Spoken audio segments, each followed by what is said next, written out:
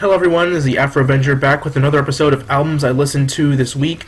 I know this episode is a little late. I haven't really had time this weekend to make any videos, but I did listen to plenty of albums the past week and I want to show them off. I always say this at the beginning of these episodes of this series. Each day I try to listen to at least one new album, and I figured I'd show them off in a big video showing off the stuff that I listen to. Anyways, let's just get into this. Albums I listened to this week, episode 5. So, the first album is A Sailor's Guide to Earth by Sturgill Simpson. This album was released this year, and I know I say this about a lot of stuff that I've heard from this year, but this album was one of the best I've heard. Just goes to show that modern music isn't as bad as everyone says it is, and I know this is kind of getting off track, but I can't wait for someone to say there was no good music this year, and I can give them a nice long list of amazing music released this year. Anyways, this was a really unique blend of country and psychedelia. We could call it psychedelic folk because that's kind of what it is, but the music on here was really good and really divergent. It almost defies genre. I mean, Sturgill's voice, his vocals have a clear country twang to them, but the music itself is a blend of all different styles: psychedelia, R&B, blues, folk, country, and it's pretty cinematic as well. Totally recommend this album. Go listen to it for sure. The next album is A Western Harvest Field by Moonlight by Beck. I decided to go and listen to some older Beck, but not just one of his older LPs. I decided to listen to one of the 3 EPs that he put out. This EP, released in 1994, was typical early Beck fare. It was weird, it was trippy, it was lo-fi, and it took country, folk, or anti-folk in Beck's case, avant-garde, and experimental rock, and blended them all together for one really interesting, really bizarre EP. I'm no stranger to the side of Beck. I have listened to his very first album, Golden Feelings, which is equally strange and experimental, so I really just expected more of the same, and that's what I got. I was, however, expecting more country-influenced tracks, maybe more guitar stuff by Beck, but it was only ever so often that I got that, and much of the EP was filled with sound collages and tape loops. Still, really fascinating EP. The next album is Surfer Girl by the Beach Boys. This is the Beach Boys' third album, released in 1963. This LP contains a lot of the Beach Boys' classic material, and it's just really fun from beginning to end. Now, some of you may know that I much prefer the Pet Sounds Smile era of Beach Boys, but I actually really do like their older stuff. Catch a Wave is one of my favorite Beach Boys songs, and hearing how groovy they were back in the day is just really cool. It's great classic surf rock at its best, and even signaled some of the more introspective lyricism from Brian Wilson that would eventually lead to albums like Beach Boys Today, Pet Sounds, and Smile. The next album is Axis Bold as Love by the Jimi Hendrix Experience, released in 1967. This is the second of 3 albums that Jimi Hendrix made with the Experience, and really the second of the 3 studio albums he made, period. Anyways, Are You Experience, their first album, has always been one of my all-time favorite albums, but this album I think I actually enjoyed a whole lot more. The music was really exciting, and the band blended a whole lot more styles of music than on their debut album. It was really cool, just some great psychedelia, blues rock, and just like on their first album, early inflections of jazz rock. I really dig this album, and if you haven't heard it yet, then you definitely should. The next album is A Saucer Full of Secrets by Pink Floyd. I really do hate to say this about a Pink Floyd album, but I really wasn't feeling this one. I mean, honestly. This was released in 1968 and was Pink Floyd's second LP, and the first album made with founder Syd Barrett not being in control.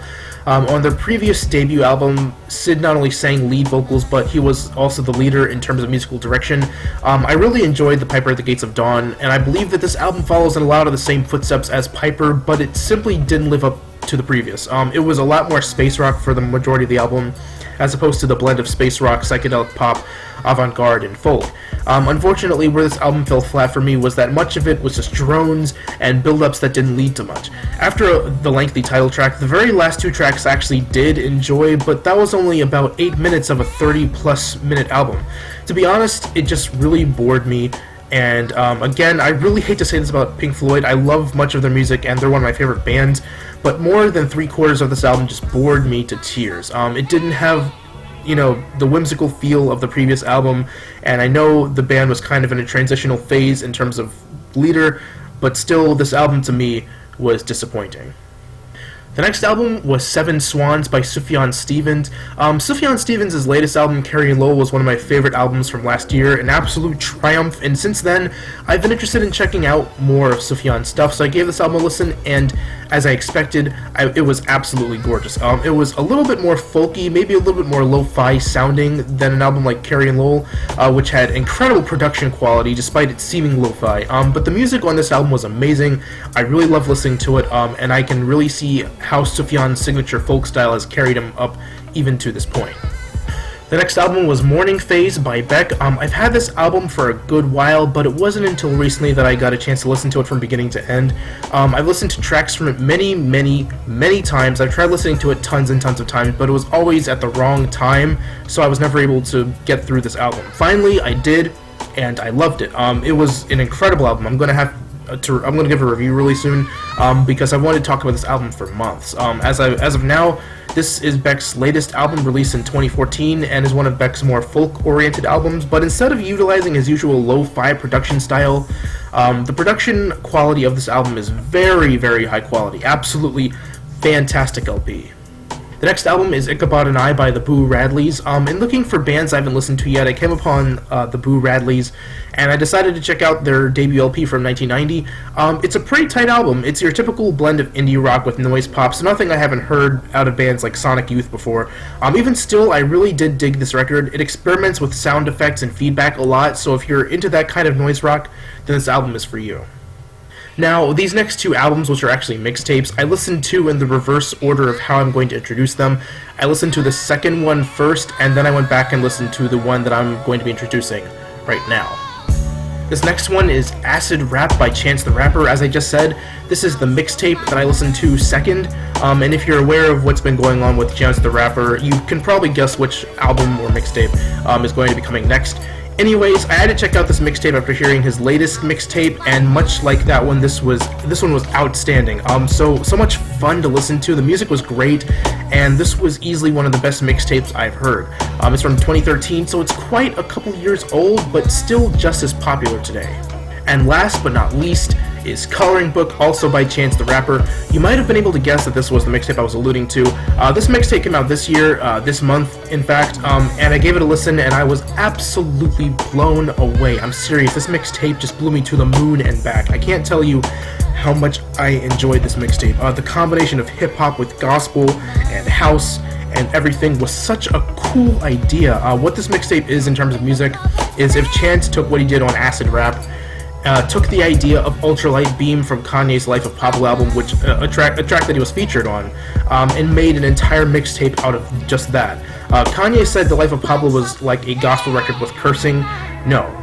Coloring Book is literally that. Nearly all the tracks have a gospel influence in them that I love. I'm a huge fan of gospel music. That's what I grew up listening to. Some tracks incorporate trap beats with that gospel style. One track has a house vibe, being that Chance is from Chicago, and that's where, house originated. It's just a fantastic mixtape that I totally recommend listening to.